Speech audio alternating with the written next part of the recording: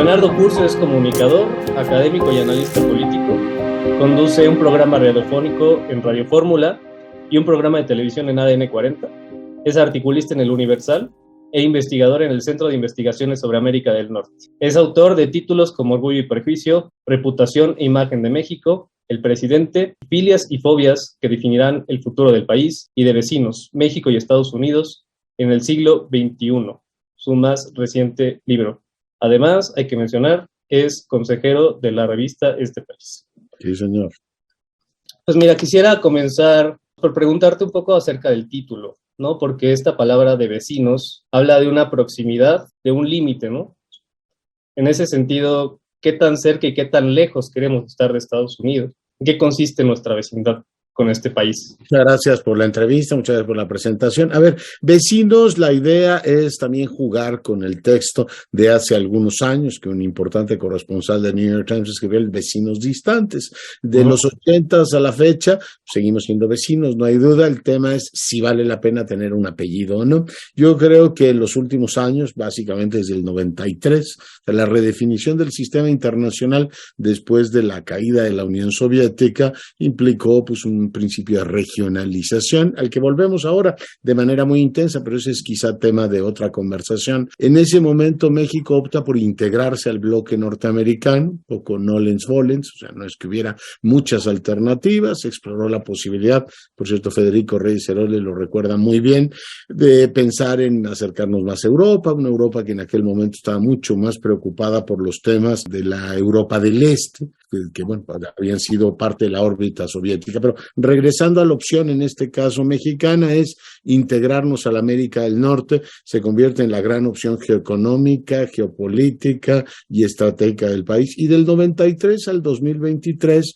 pues lo que ves es una continuidad. Por tanto, tenemos muchos vínculos que nos unen, la vecindad tiene pues múltiples expresiones, múltiples significados, pero básicamente lo que diría es que pues de vecinos distantes ahora somos vecinos que hacemos muchos negocios, que compartimos millones de personas y muchas problemáticas, algunas solubles, otras insolubles, algunos temas en los que seguimos efectivamente con enormes asimetrías, en otros donde hemos logrado institucionalizar y trabajar mejor las cosas, pero yo en este caso diría, por concluir, que hemos pasado de ser vecinos distantes a vecinos a secas. En esta transformación de incluirnos en esta región de Norteamérica, ¿no? Se celebraron recientemente justamente los 200 años de la relación bilateral.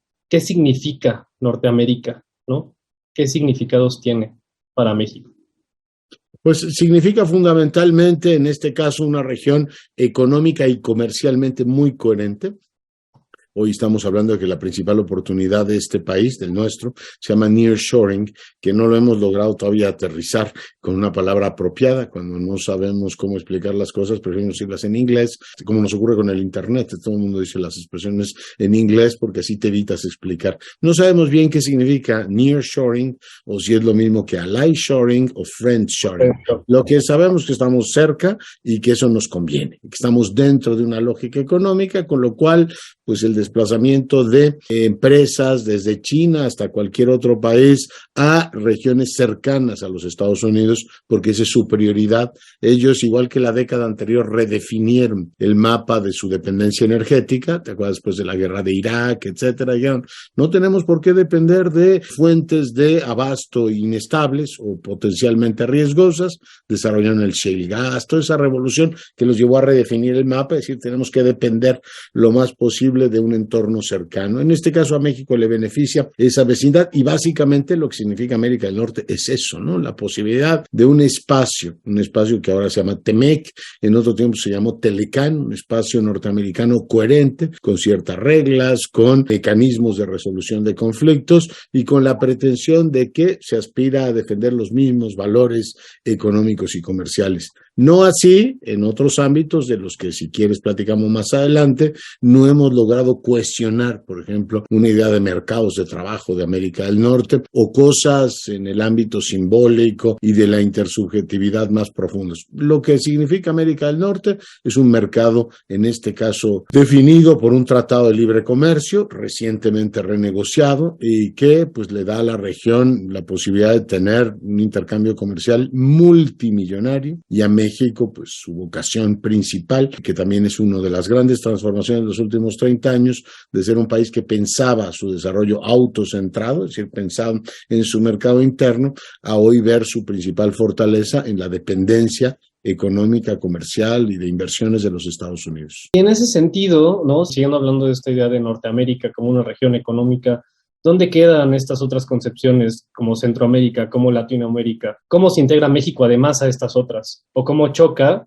no solamente con la visión económica, sino con quizás una cultura como más latina, ¿no? Más hispana? Muy buena pregunta. Lo que pasa es que la cultura hispana, latina y de todo tipo no tiene expresión económica. O sea, si tú ves los montos de la exportación mexicana y la importación mexicana, América Latina prácticamente no pesa. No tenemos mecanismo de diálogo de ámbito económico funcional. Lo que funcionaba mejor era la Alianza del Pacífico y ahora está trabada por temas políticos. Nunca hemos logrado en América Latina establecer mecanismos de intercambio que nos den certidumbre. Los gobiernos van y vienen y ha habido pues un montón de expresiones de integración latinoamericana que no han avanzado. Por tanto, no tienes los canales institucionalizados que tienes en América del Norte para hacer negocios.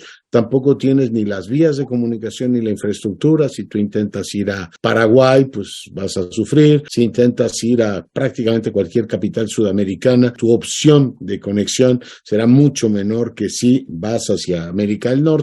Una mapa de vuelos de México claramente te determina que este es un país que se ve hacia el norte, se conecta con el norte y no con el sur. Por tanto, no tenemos con América Latina, además de la enorme cercanía, simpatía y la mucha retórica que nos une, ningún mecanismo que haya propiciado con seriedad una continuidad de ese proceso. Te digo, la Alianza del Pacífico es la que más se parece. Teníamos un G3 con Venezuela y Colombia, que los venezolanos rompieron. Con Brasil y con Argentina hemos tratado de hacer acuerdos de cooperación y de complementación, pero con Brasil pues, somos economías que compiten. Tampoco es que buena parte de lo que ellos producen nos interese a nosotros. Por ejemplo, pues ellos exportan productos primarios. Su gran socio comercial es China. Aquí este tema no funciona. Nosotros dependemos de la inversión norteamericana y exportamos básicamente manufactura de empresas extranjeras que casualmente se convierte en comercio internacional porque sale de México. Pero vamos, no es fácil la estructura con América Latina. Con América Central, si me permite el apunte, pues no ha logrado por la fragmentación de la zona y porque México no ha sido capaz de elaborar una política consciente, coherente de integración con América Central. Estados Unidos en su momento propuso el CAFTA, que era una continuación del NAFTA, es decir, América del Norte e incluir América Central, pero la verdad es que no hemos logrado. Este país, el nuestro, lleva todo lo que va del siglo buscando una estructura que nos permita integrarnos más, proyectar más poder hacia América Central. Tú eres muy joven, pero en su momento plantearon el pueblo a Panamá y fue un desastre porque en el sur no lo querían, la oposición lo bombardeó. Pues ha habido pues intentos, iniciativas mesoamericanas y ninguna de ellas ha volado. La última es la del presidente que esperaba una gran inversión norteamericana, se habló de 6,000 millones al iniciar el sexenio y México trabajando en integrar más esa región, tratando de contener la migración, el último enfoque, pero la verdad es que ninguna ha despegado. Seguimos siendo una región tremendamente invertebrada y México no ha sido, por mil razones que vale la pena explorar, pero que no es el momento de enumerarlas, capaz de vertebrar hacia América Central, que es una proyección natural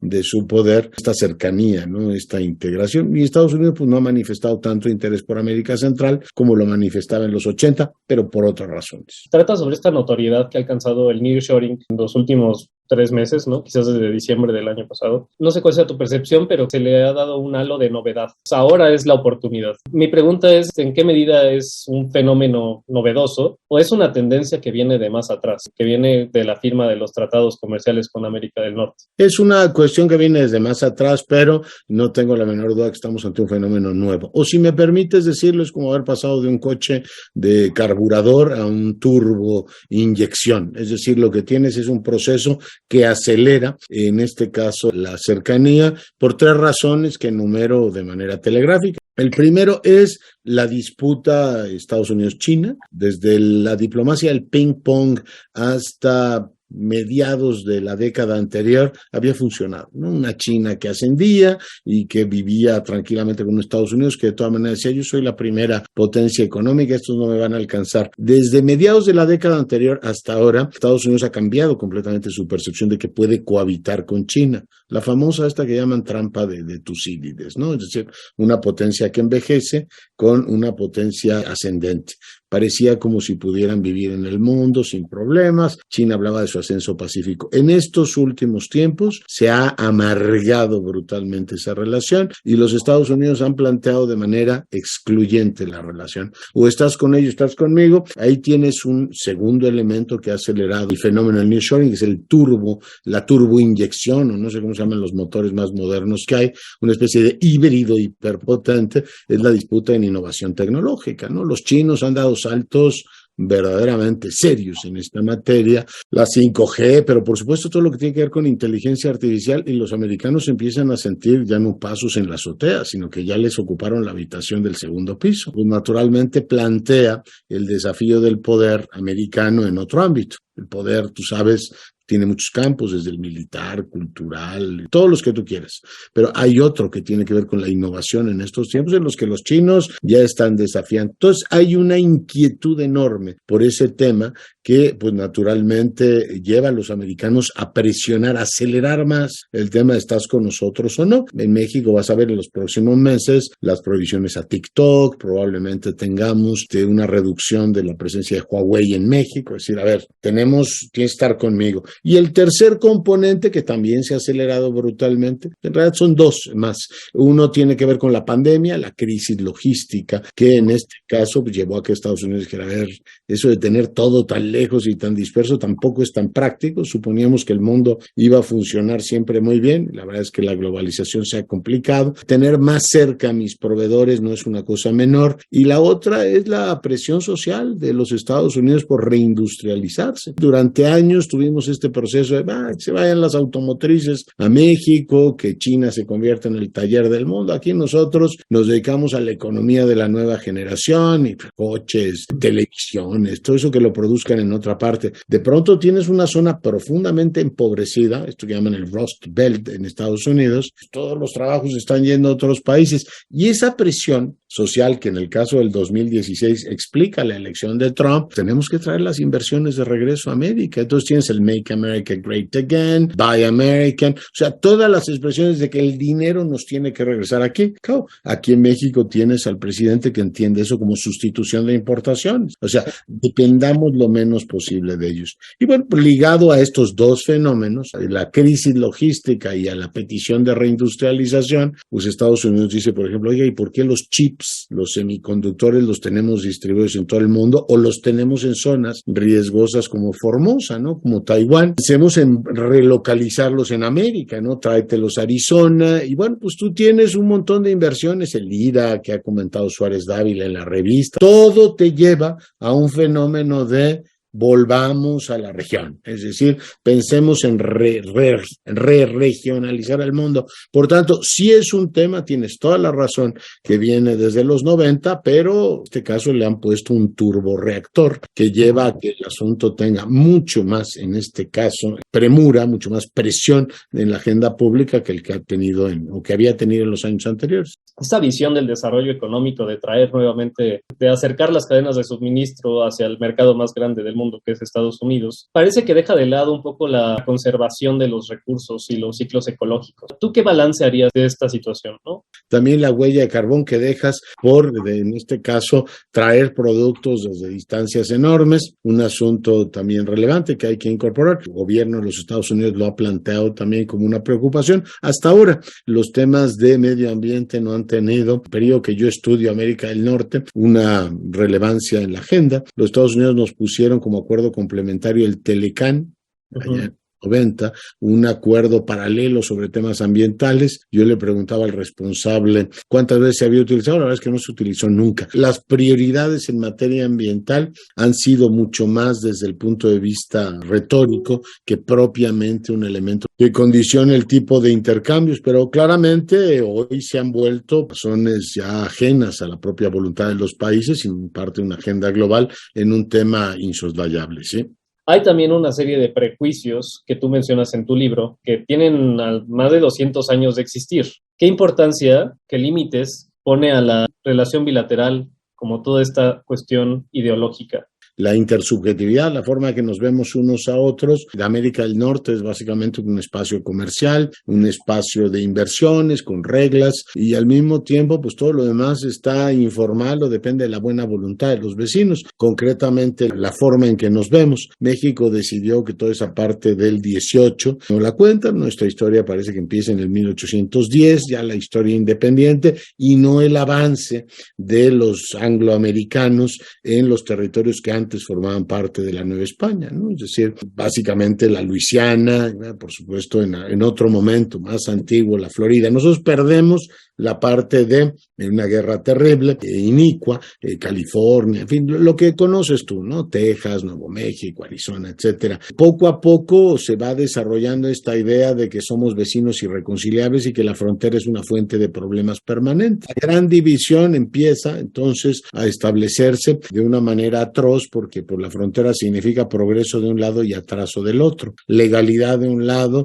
e ilegalidad del otro. Y desde entonces se fomenta esta idea de que de este lado es el infierno y de aquel lado es el paraíso, por tanto si emigras hacia el norte vas hacia el orden, y este juego de intersubjetividades, el país que funciona y el que no funciona, el caótico y el no caótico, te lleva en cada una de las coyunturas históricas a una relación muy particular, si los Estados Unidos apoyan o no apoyan a tal gobierno, a tal movimiento revolucionario. En suma, lo que hoy tenemos es que en el juego de las percepciones no nos vemos como iguales. La relación nació inequitativa, desigual y hasta la fecha sigue cargada de ambivalencias. El mexicano ve a Estados Unidos no como un país al que lo imita, o sea, nosotros emulamos a los Estados Unidos en nuestra forma de organizarnos, república democrática, representativa, federal, hasta en nuestro lenguaje constitucional copiamos los temas comandante en jefe, comandante supremo de las Fuerzas Armadas, Suprema Corte de Justicia, o sea, ni siquiera es la Alta Corte de Justicia o el Alto Tribunal, no, Supreme Court of Justice. O sea, literalmente para nosotros es la inspiración Estados Unidos. Buena parte de nuestros chicos pues quieren tener nombres anglos. Es decir, hay una genuina admiración mexicana hacia los Estados Unidos en prácticamente todos los ámbitos. Estados Unidos es un país que tiene una imagen benéfica en México. Ellos nos ven como un país, en el mejor de los casos, simpático, con una cultura un poco ancestral, de calaveras y de todas estas cosas más, donde te diviertes, donde tienes cierta simpatía como turismo exótico de lo ideal, pero no un país moderno aliado, como ven, por ejemplo, a Canadá. Tú puedes decir, ¿podemos vivir nosotros con eso? Pues sí, en la intersubjetividad.